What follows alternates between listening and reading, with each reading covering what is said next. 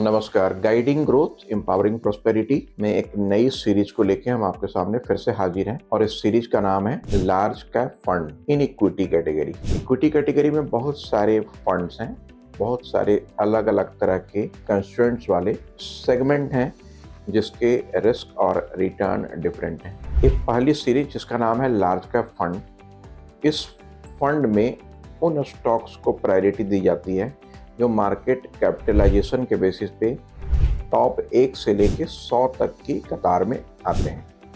Market capitalisation क्या होती है? Number of stocks held by that company multiplied by market price. इसको हम मार्केट कैपिटलाइजेशन बोलते हैं।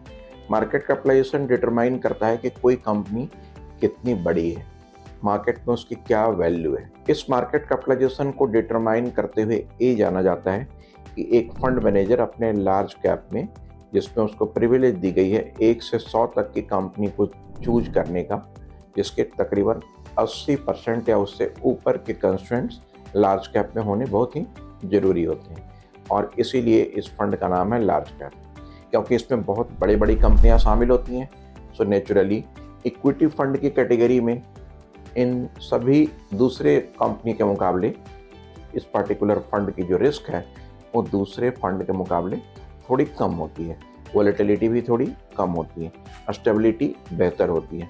और क्योंकि ये सबसे बड़ी कंपनी इकोनॉमी की होती है, इसलिए हमेशा एक बेंचमार्क पैरामीटर को भी तय करती है कि मार्केट की यदि बड़ी कंपनियां अच्छी कर रही हैं तो वो दूसरे कंपनी को या इकोनॉमी को क्या इंडिकेट कर रही है, जिसका इंडिकेशन हम ज़्यादातर सेंसेक्स या निफ्टी की रूपरेखा को या उसके डायरेक्शन को देख करके हम अनुमान लगा पाते हैं। तो ये रहा आज के इस सीरीज में लार्ज कैप फंड के बारे में। आज के लिए इस सीरीज में इतना ही। Thank you so much.